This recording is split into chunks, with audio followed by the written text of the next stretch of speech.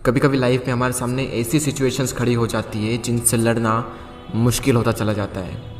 हालात हमारे कुछ ऐसे हो जाते हैं मानो सब कुछ खत्म हो गया हो।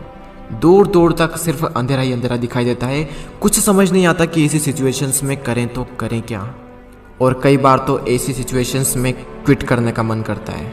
हालात चाहे तुम्हारे कैसे भी क्यों ना हो, एक बात तो तय है कि ये वक्त अभी गुजर जाएगा। चाहे अच्छा वक्त हो या फिर बुरा वक्त, गुजर जाएगा। लेकिन एक बात हमेशा याद रखना कि ज़िंदगी में कुछ भी कर गुजरने की अपॉर्चुनिटीज़ सिर्फ इसी वक्त में मिलती है, अगर उस सिचुएशन में क्विट ना किया जाए तो। क्योंकि विनर्स जो होते हैं वो कभी भी क्विट नहीं करते, और जो क्विट करते हैं वो कभी भी विनर्स नहीं बनते।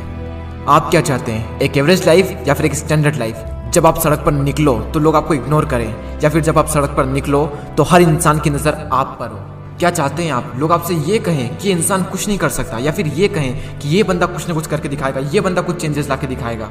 लेकिन कैसे करेगा? क्विट करके। मर जाना लेकिन क्विट मत करना। चाहे परिस्थिति कितनी भी विपरीत क्यों ना हो, कभी भी क्विट मत करना। आपका समय आज बुरा है, कल और बुरा होगा, लेकिन परसों आपकी जीत होगी। लेकिन सिर्फ शर्त इतनी सी है कि आप उस सिचुएशन में टिके रहो और क्विट ना करो। ये प्रकृति चाहती है कि हम इन परिस्थितियों से लड़े, संघर्ष करें, ताकि हम और मजबूत बन सके। क्योंकि ये परिस्थितियां आती है हमें मजबूत बनाने के लिए, ना कि हमें कमजोर बनाने के लिए। ये प्रकृति चाहती है कि आप और कामयाब बने, इसलिए आपके साथ कुछ न कुछ बुरा होता रहता है। और ना सिर्फ आपके साथ, बल्कि इस दुनिया में मौजूद हर इंसान के साथ हर समय कुछ न कुछ बुरा होता रहता है। ये प्रकृति का नियम है, हम इसमें कुछ नहीं कर सकते। हमारा क्या कर्तव्य है? हमें सिर्फ इतना सा करना है कि टिके रहना है, चाहे परिस्थिति कैसी भी हो। मैं आपको एक छोटी सी कहानी बताता हूँ। एक बार एक बायोलॉजी के टीचर अपने स्टूडेंट को एक तितली के बारे में बता रहे थे, और उन्हें वे ये प्रैक्टिकली दिखा रहे थे कि खोल में से तितली कैसे निकलती है।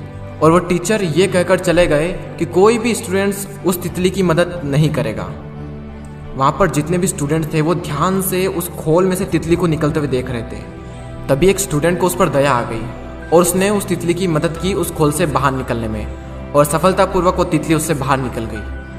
और उस स्टूडेंट की वजह से उस तितली को कोई संघर्ष नहीं पड़ना पड़ा, कोई ज़्यादा मेहनत नहीं करनी पड़ी उस खोल से बाहर निकलने में। लेकिन वो तितली थोड़ी ही देर में मर गई। जब टीचर वापस लौटे तो उन्हें पूरी घटना मालूम हुई।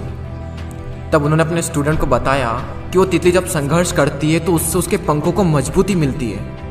यही प्रकृति का नियम है। उस तितली की मदद करके उस स्टूडेंट ने उस तितली को संघर्ष करने का मौका नहीं दिया, और यही परिणाम हुआ कि वो तितली मर गई। संघर्ष ही जीवन है, संघर्ष ही आपको मजबूत बनाता है। इंग्लिश में कोट से नो पेन नो गेन। संघर्ष तो करना पड़ेगा चाहे कुछ भी हो जाए, और इसमें कोई बहाना नहीं, नो एक्सक्यूजेस। जो विनर्स होते हैं या तो किसी काम को करते ही नहीं, और अगर वो किसी काम को करते हैं तो उसमें कभी भी कोई भी बहाना नहीं बनाते। और जो लूजर्स होते हैं वो किसी भी काम को करेंगे तो हर किसी में बहाना बना देंगे। अगर वो चाहें तो बहाना बनाने पर पूरी एक बुक लिख सकते हैं। मेरी तो किस्मत ही खराब है, मेरे साथ ही ऐसा क्यों होता है, मेरी एज बहुत कम है, मेरी हाइट बहुत कम है, मैं काला हूँ, मैं सुंदर नहीं हूँ, लोग मुझे पसंद नहीं करते, मैं ज़्यादा पढ़ा लिखा नहीं हूँ, मेरे पास टाइम नहीं है, मेरी आवाज़ अच्छी नहीं है, मेरे पास ये नहीं है, मेरे पास वो नहीं है, काश ऐसा होता, काश वैसा होता। देखो जो जैसा है वो वैसा है। ना तो आज तक कुछ बदला है और ना ही कभी कुछ बदलने वाला है, तब तक जब तक कि आप अपने आप को नहीं बदल लेते। जब भी अंदर से ऐसी फीलिंग्स आए, जब भी बहाना बनाने का मन करे, अपने आप से जोर से चीख के चिल्ला के अपने आप से कहें नो एक्सक्यूजेस। कोई बहाना नहीं। जहां पर भी आप काम करते हैं, जहां पर भी आप पढ़ाई करते हैं, जो भी आपका वर्क प्लेस है, वहां पर कागज पर लिखकर चिपका दें नो एक्सक्यूजेस। कोई बहाना नहीं। मैंने भी अपने वर्क प्लेस पर ये लिख रखा है नो एक्सक्यूजेस, और आज से आप भी कसम खा लें कि कभी भी जिंदगी में बहाना नहीं बनाएंगे। आज आप लोग भी कमेंट में लिख कर जाएं नो एक्सक्यूजेस, ताकि मुझे पता चले कि कितने लोगों ने इस वीडियो को पूरा देखा। मैं आपसे मिलूंगा अगले वीडियो में। जय हिंद, जय भारत।